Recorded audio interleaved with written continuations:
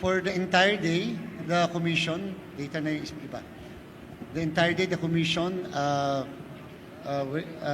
was able to replace 311 machines out of the 16,000 contingency machines that we have. And the issues were the following: ACM per se, 15, cover 13, scanner 77, screen 11. When it comes to the issue of ballots, 5, manual audit 8, operational concern 2, procedural 1, smart card 1, thermal cutter 60, thermal paper 35, thermal printer 73, and USB device 10. So, as compared to the 2022 elections, where during the first few hours of the voting, 2,500 kaagad yung pinalitan na COMELEC. Dito, in all fairness, 311 lang yung napalitan natin ng mga makina.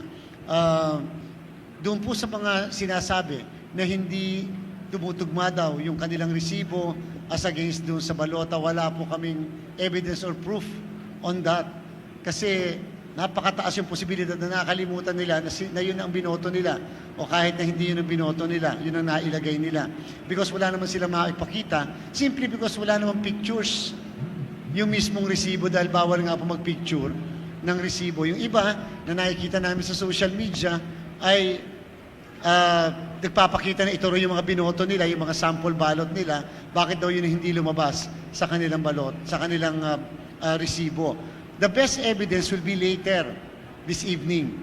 Kasi later this evening, makikita natin yung mga ballot mga ballot picture images, kasi meron tayong ballot review. So sa ballot review, mabibilang manually yung lahat ng balota.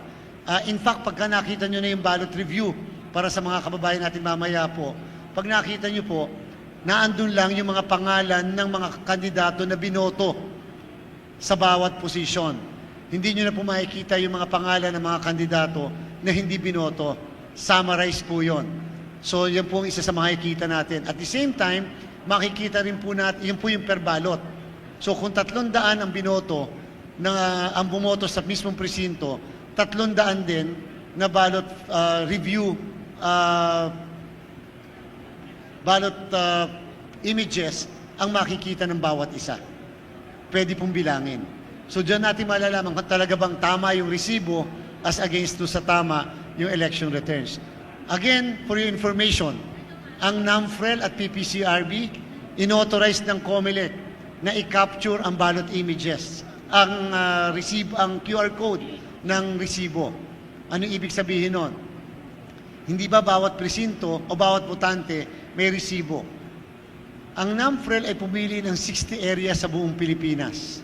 Sa 60 areas na yan, yung lahat ng resibo na nahulog sa mismong makina at na-produce ng makina na nasa receptacle, bibilangin isa-isa at pipicturan ng kakapture yung QR code ng mismong NAMFREL representative upang matransmit ka agad yun at ma-counter-check kung tumutugma siya sa result ng na-transmit na result sa kanila para makita nila.